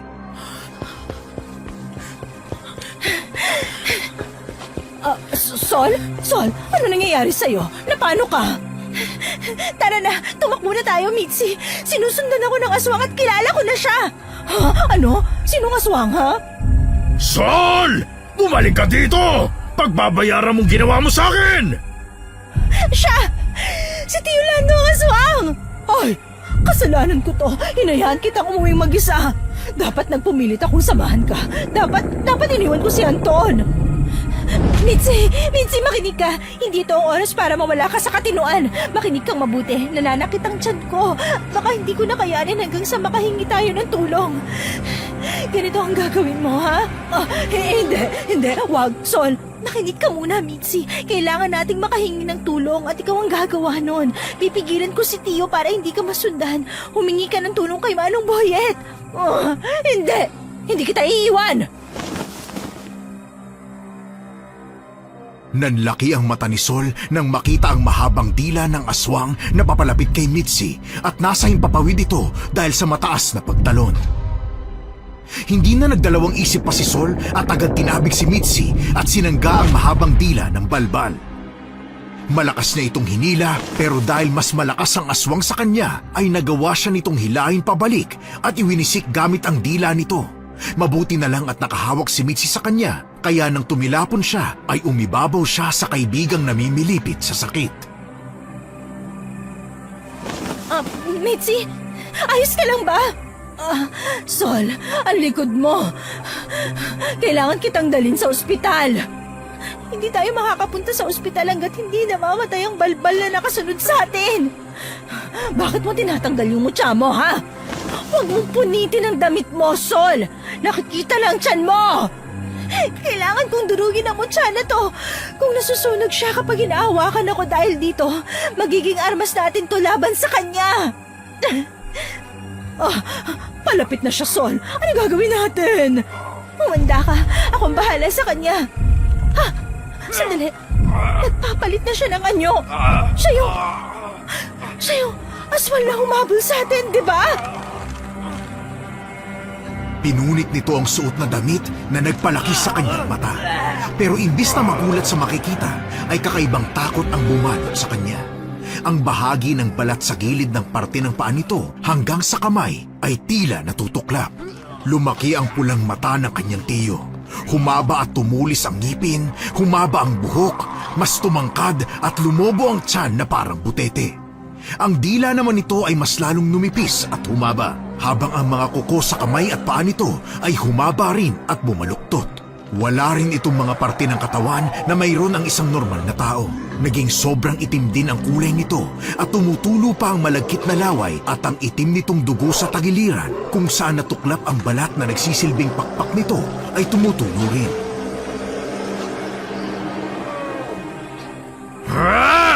Kung sumama ka na lang sa akin at naging balbal, hindi na sana tayo umabot sa ganito. Magkakamatayan muna tayo bago mangyari yon! Sol! Taas mo! Ah! Anong ginagawa mo? Pagbato na yon, hindi ko man lang naramdaman na binato mo ko. Mitzi! Tumakbo ka na! Humingi ka ng tulong kahit kanino! Hindi kita iiwan, Sol, kahit anong mangyari! Ah! Sol! Katapusan mo na! Ano? Saan napunta lahat ng tapang mo, ha? Tio! Layuan mo ang kaibigan ko! Mitzi! Wag!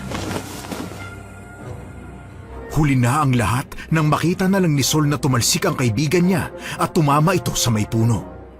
Nanghihina naman itong bumangon at nakita pa niyang bumulwak ang dugo sa bibig nito. Dahil dito ay nagdilim ang paningin niya. Mahigpit ang pagkakakapit niya sa telang may laman ng pulbos ng mutya na dinurog niya. Dahil sa pagkainis at galit, nagawa niyang pigilan ng kamay ng aswang na kakalmot na sana sa tiyan niya. Nahirapan man dahil sa kuko nitong nakabaon na sa balikat niya, nagawa niyang ipunin ang lahat ng lakas bago niya isinaboy ang pulbos dito. Agad namang umatungal sa pagkasunog ng balat ang aswang, kaya dali-dali niyang pinuntahan ng kaibigan at kahit nahihirapan ay kinarga niya si Mitzi bago tumakas palayo. Mitzi, kumapit ka lang. Hahanap ako ng tulong. Kapit ka lang. Bitiwan mo ako, Sol. Baka mapano ang baby mo. Ayos lang daw siya. Baka hindi niya ako mapapatawad kung iiwan ko nag-iisang kaibigan na may mabuting loob sa akin. Alam mo bang, ikaw lang din yung kaibigan ko. Lahat kasi sila naaartehan sa akin. Kaya dyan ka lang, ha. Dalawa na kaming magiging kaibigan mo kapag nanganak ako. Sol? Ano nangyari sa inyo? Si Mitzi ba yan? Anton! Ano ginagawa mo dito? Naglipat ako ng kalabaw ni Papa eh. Ano bang nangyari? Akin na si Mitzi. Anton, tulungan mo kami! Hinahabol kami ng aswang! Ano? Saan tayo pupunta? Kay Manong Boyet! Tuturuan kita kung saan ang daan! Halika, sumakay ka na sa kalabaw para mabilis tayong makarating. Ha? Sa kalabaw? Kaya ba yan ng 3 tao? Kaya siguro yan, tara na! Pinaupo ni Anton ang kalabaw na dala nito at inalalayan si Sol pasakay. Nasa harap niya ang walang malay na si Mitzi at nasa likod naman niya si Anton. Malakas na tinadyakan ng lalaki ang kalabaw kaya tumakbo ito ng mabilis. Sakto namang nakita niya ang kanyang tiyo Lando na patalong-talong lumilipad gamit ang balat nitong pakpak. Nagpatuloy ang paghahabulan nila hanggang sa nagwala ang kalabaw kaya napilitan silang tumigil. Mabuti na lang at nasa malapit na ang bahay ni Manong Boyet at nasa labas ang matanda nang makita ito ni Sol na humahangos na parang alamang nangyayari. Hindi ko pinangarap na maging passenger princess sa kalabaw! Babawi na lang ako sa susunod. Ay, Diyos ko! Ayos lang ba kayo? Bakit kalabaw ang sinakyan nyo? At sino naman itong binatang to? At anong nangyari kay Mitzi? Mamaya na po ako magpapaliwanag, Manong Boyet. Ang mahalaga ngayon, kilala ko na po ang aswang at hinahabol kami nito ngayon. Alam kong nasa malapit na ang aswang. Ang tanong ko ay kung sino? Ang tiyuhin ko, Manong. Si Tio Lando. Mas mabuting pinagsama-sama mo na ang mga taong papatayin ko para hindi na ako mahirapang hanapin sila isa-isa. Si Mang Lando ba talaga yan? Anong nangyari sa mukha niya at katawan niya? Bakit parang sinunog? Napakabait mo talaga, Anton. Pero pasensya na ha, at madadamay ka pa rito. Sol, lapatan niyo ng paunang lunas si Mitzi. Ako nang bahala rito. Minamaliit niyo ba ako? Anong laban ng isang matandang katulad mo sa akin? Manong, saluhin mo tong sibat na nakita ko dito. Salamat, Sol. Ngayon, Sabihin mo sa aking wala akong laban. Alam kong nalilimitahan na ang lakas mo kasi alam na namin kung sino ka, Lando.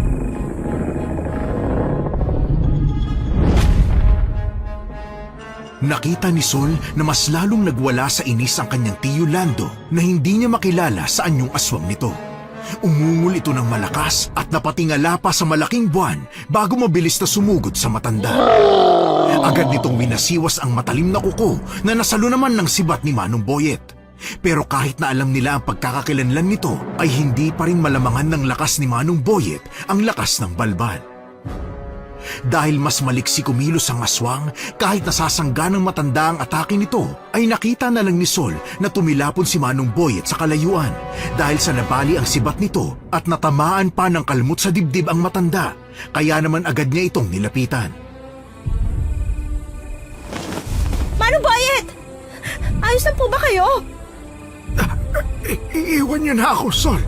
Kapag nanghina ako masyado, ay kayang-kaya na ng balbal na higupin ang natitirang lakas ko para tuluyan na akong mamatay. Hindi ho pwede. Anong gagawin ko? May maitutulong ba ako? Wala nang pag-asa, Sol. Nabali na ang pila kong sibat. Hindi! Gagawa ako ng paraan! Alalahanin mo ang tiyan mo. May dinadala ka, Sol. Baka mapano pa kayong dalawa. Huwag ko kayong mag-alala. Mana to sa akin na matapang at malakas. Tumakas ka na at iwan mo na kami. Sisikat naman na ang araw. At hindi ko hahayaan na matapos ang araw na to, na buhay pa ang balbal na yan. Hindi, Mitzi!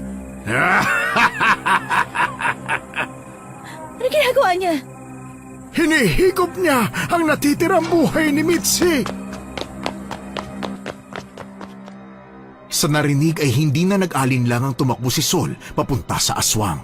Habang papunta siya sa kinalalagyan ng kaibigan ay nakita niya ang matalim na dulo ng sibat ni Manong Boyet sa di kalayuan. Kaya ito muna ang una niyang tinakbo. Pagkapulot niya nito ay tinawag siya ng matanda at may init siya ito sa kanyang kwintas na may palawit na bato na binabalutan ng kakaibang ugat ng halaman. Agad niya itong sinuot at naramdaman niya ang kakaibang enerhiya na naglakbay sa kanyang katawan. Nag-iinit ang buong katawan ni Sol at hindi na niya alintanang buntis siya.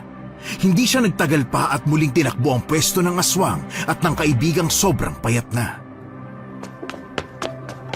Balbal! Itong sayo! Pilak! Sa dibdib ko! Anong ginawa mo? Hindi pa to tapos. Magbabayad kayo! Magbabayad kayo! Ano nangyayari? Natutunaw ako! Natutunaw ako! Sol, pamangkin ko, tulungan mo ang tiyo mo! Hindi na ikaw ang tiyo na kilala ko. Wala akong tiyong aswang na pumapatay ng inosenteng tao. Kailangan mong pagbayaran lahat ng kasamaang ginawa mo. Napakawalang kwenta mo, pamangkin!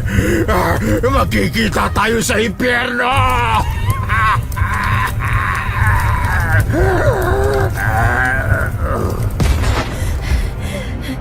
Tapos na. Natapos na. Wala na ang balbal. Sol!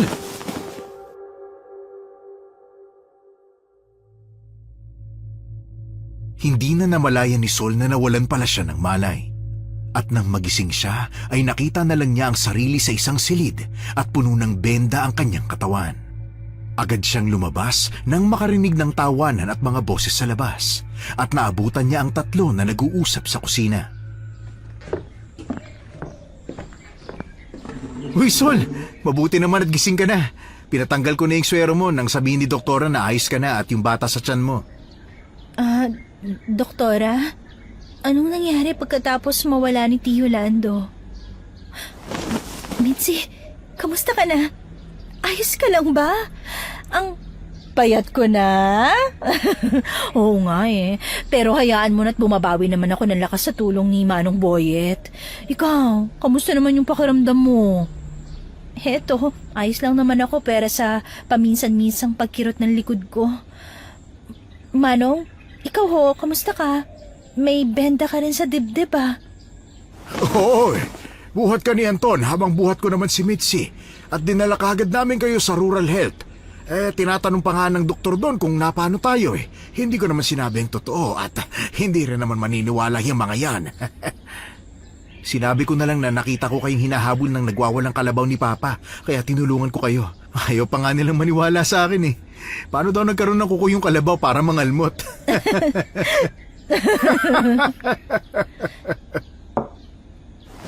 Anton, salamat din sa'yo. Kasi kung wala ka, baka hindi na namin nakita yung susunod na araw. Gaga? Hindi mo naman talaga nakita kasi 3 araw kang tulog. Ah, ganun katagal? Oo, kaya nga tong si Anton parang tatay na hindi makalma.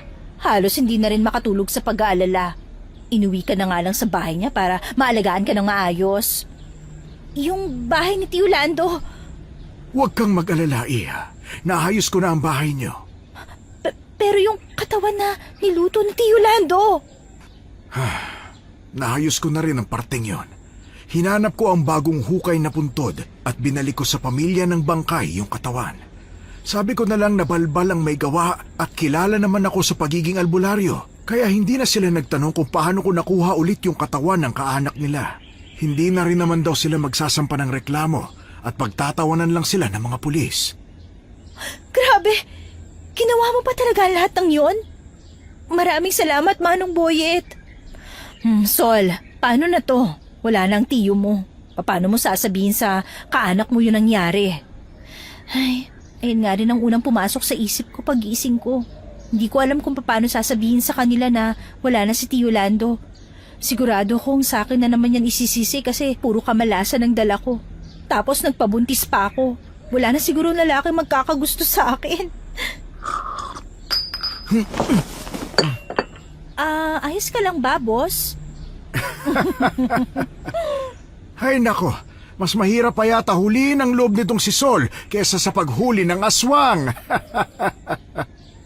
Ha? Anong huhulihin ako? Wala naman akong ginawang kasalanan . Wala namang ebidensyang nakapatay ako. At saka, hindi naman na tao ang pinatay ko. Ganito kasi yun, Sol. Diretsahin na kita ha, at baka mga naka na lang boss pa rin ang tingin mo sa akin. Isang bagay lang ang pinagpapasalamat ko kay Mang Lando. Yun ay ang pagpapakilala niya sa'yo sa akin. Matagal na talaga akong may pagtingin sa'yo, Sol. Pero nahihiya ako na mas matapang ka pa sa akin. Wala nga akong nagawa nung kinakaharap mo yung aswang . Anong wala? Pinagmaneho mo nga kami ng kalabaw at niligtas mong buhay naming 3 ni Manong Boyet at Mitzi. Ano kasi, kung mamarapatin mo lang naman, pwede ba kitang ligawan? Ha! Ay! Ha? Paano si Mitzi? Anong ako? Tanggap ko na hindi mapapasakin si Anton simula pa lang. Kita ko na sa tingin niya sa'yo. At saka yung lalaking nakikita mo sa bahay ko, hindi ko talaga kapatid yon. Manliligaw ko yon.